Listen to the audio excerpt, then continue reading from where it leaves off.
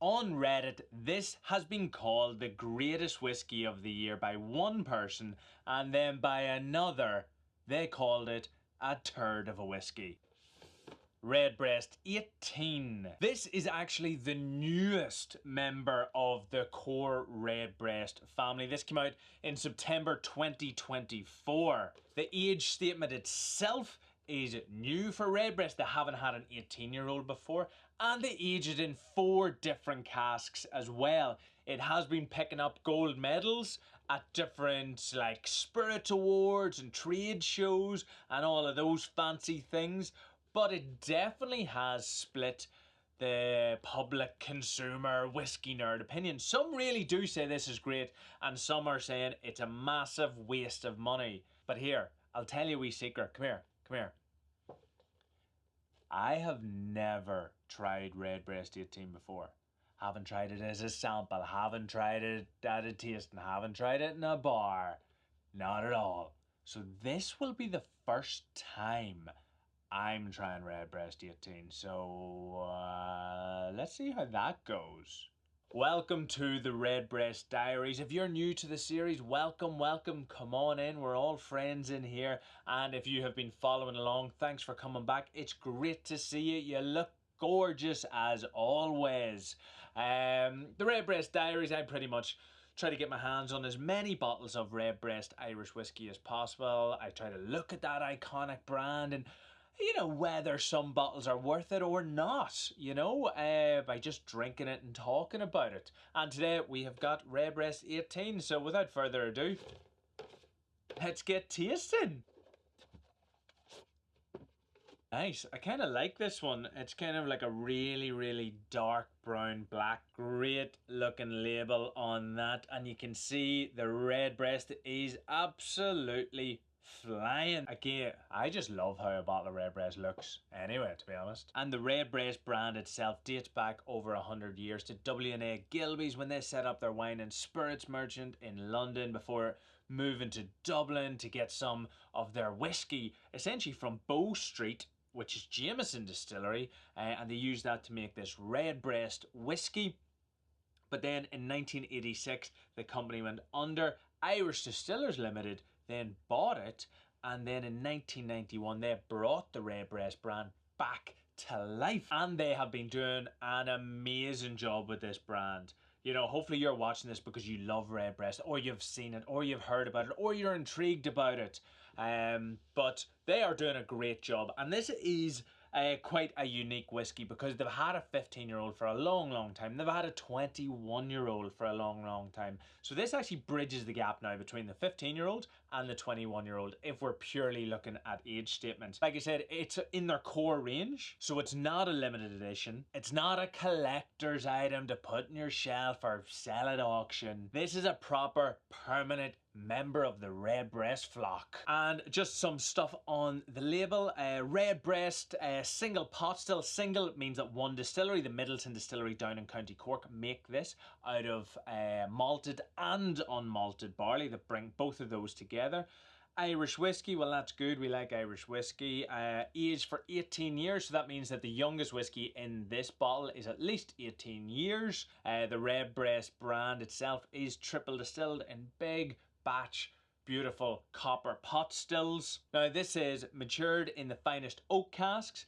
Now Redbreast typically age in ex-bourbon and sherry, but this has got that ex-bourbon. It's got some Oloroso sherry. It's got cream sherry casks, and it's got ruby port as well. Now the ruby port is also seen in the 27-year-old Redbreast, but the cream sherry isn't seen anywhere else in the range, so it's quite a unique addition cask-wise to the Redbreast portfolio. And also even an Irish whiskey. I think I've only tried 1 or 2 other cream sherried Irish whiskies, so this should be fun. And the cream sherry casks come from the Antonio Paez Lobato cooperage in Spain, which is legendary in the cream sherry world. So, you know, just linking up legends with other legends and icons with other icons. Okay, let's give it a taste. And because this is a box fresh bottle of whiskey, we're also going to rate that pop. You know it. I know it, a whiskey is only as good as its pop. So let's rate that Redbreast 18 pop. You know what? That actually sounded like one of those there space hoppers that you used to like bounce on as a kid, and then you hit like the tiles in the kitchen and it goes gunk, you know, like that.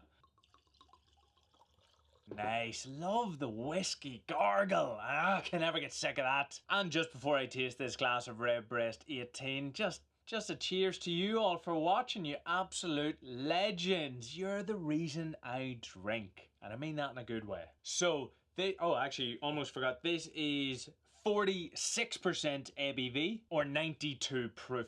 So it's not cask strength. This is just kind of like at that regular level for some fancy whiskies out there. But 46, you know, it should be pretty approachable. Ooh, nice. Apparently when you're smelling whiskey, if you smell the back of your hand or your elbow, it resets your sense of smell because apparently we can't smell ourselves. So it allows you to pull more out. So that's kind of why I'm sniffing. I'm not like a cat, you know. I'm just smelling myself. Okay, like I said, this is my first time with this whiskey, so this is all new to me, but I get a very, very big hit of like caramelized like stone fruit or peaches, almost like, you know, you're making like a peach cobbler sort of on the stove and you're letting that brown sugar and brown butter just caramelize with this peach.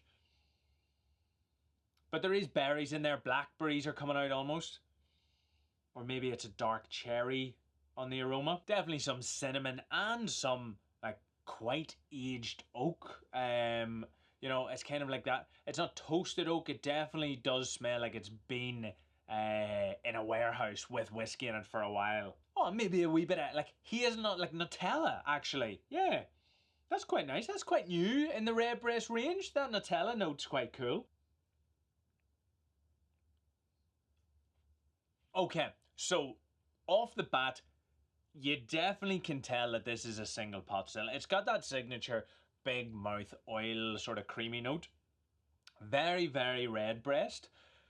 But that's just at the front of the mouth. That first third, it's almost like ticking the box. We're like, yeah, I'm a Redbreast.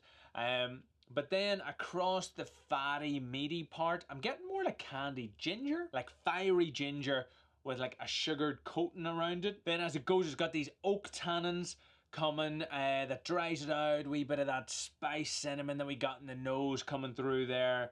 The toasted oak, kind of that ginger is gone now. Wee bit of like natural licorice, you know, not like the candied licorice, is more like that natural licorice root, which is like a dry sweetness. There's definitely more to get from this. There's even almost like a wee rummy sort of note to it, but maybe that's coming from the influence of that Spanish cream sherry. And on this one, the finish, it's definitely a medium to long finish, but the finish there is like berries, fruits, you know, like winter spices. What I'm not getting is that like sort of hazelnut chocolate that I got in the nose, unfortunately. Now maybe it's there, I just haven't really been able to pick it out. But this Redbreast compared to other ones I've tried does definitely lean towards these darker, deeper, richer flavors and aromas, like that chocolate in the nose, now the ginger, the darker fruits, the spices, even that like mahogany oak tannins that are coming out. So it definitely is a different flavour profile than the rest, but it's got that big mouthfeel. And of course those pot still spices are all there in full effect that we would expect there to be. You know, maybe you can pull out some of that nutmeg, some of that black pepper, white pepper coming out there. But one thing I have to say about this whiskey, because I say it nearly about every Redbreast, is that it's incredibly well balanced. It's very well put together. Fundamentally, this is a fantastically constructed whiskey. And it's got some of the best in the business behind it, so why wouldn't it be? So let's talk value. This one comes in a lot more than the 15-year-old and a little less than the 21-year-old. So it is like, you know, it's an expensive whiskey for a lot of people. This might be once in a lifetime sort of buy for a lot of people. It's definitely not trying to replace any of the Redbreast range in my opinion. It's got elegance, it's got this like wintry sort of spice, autumnal depth and elegance to it that maybe others in the range definitely don't have. So it's bringing a new flavour profile that we haven't seen in the range so far. But like, would I buy another bottle? Like, it's still young. It's still a young. It's still young. It's 18, but it's only been out less than a year, and it's very much trying to carve its place in the Redbreast range. But I don't think I would personally buy a glass of this at the bar or buy another bottle, because I just don't know if this is what I'm currently looking for in a whiskey, but maybe it is for you. But don't take what I'm saying as this being a bad whiskey, because it's not. It's really, really, really good. It's just not what I want for a whiskey at that price at this moment in my life, you know? It's carving out its own identity, you know? It's gonna be something, and it's doing it in style as well. Look at this. But maybe you've tried Redbreast 18 at home and you totally disagree. You think it's a fantastic whiskey. You think it's the best in the range, or you actually completely agree with the Reddit user that it is a whiskey turd. Well, let me know in the comments. Maybe my palate and my taste notes were completely off. Let me know. I dare you. Dare you to let me know.